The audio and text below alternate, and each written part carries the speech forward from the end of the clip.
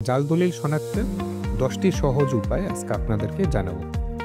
Number 1, দলিল number উপরে ডান দিকে থাকবে এবং ক্রমিক নাম্বার দলিলের উপরে বাম দিকে থাকবে।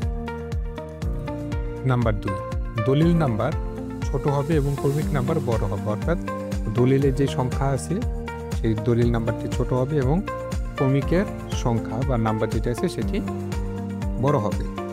নাম্বার 3, দলিল রেজিস্ট্রেশনের তারিখ সরকারি ছুটির দিন পড়েছে কিনা সেটি যাচাই করতে হবে। নাম্বার 4, দলিলে টিপ নাম্বার বড় হবে, অর্থাৎ টিপ নাম্বারের সংখ্যাটি বড় হবে এবং দলিল নাম্বার যেটি রয়েছে সেই সংখ্যাটি ছোট হবে। নাম্বার 5, জুলাই 2015 সালের আগে যদি দলিল হয়ে থাকে সেগুলো হাতে লেখা ছিল এবং এরপরে যদি হয়ে থাকে এগুলো কম্পিউটারে লেখা ছিল। নাম্বার 6, দলিলের সাথে নামজারি পত্র মিলিয়ে দেখতে হবে সেটি ঠিক আছে কিনা। নাম্বার 7, স্ট্যাম্পের পিছনে ভেন্ডারের নাম ও সিল রয়েছে কিনা তা যাচাই করতে হবে।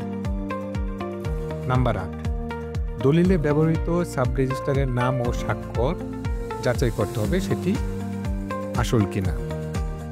নাম্বার 9, বালাম ড্যামেজ হওয়ার পর সার্টিফাইড কপি অর্থাৎ নকল ইস্যু হয়েছে কিনা সেটি যাচাই করতে হবে।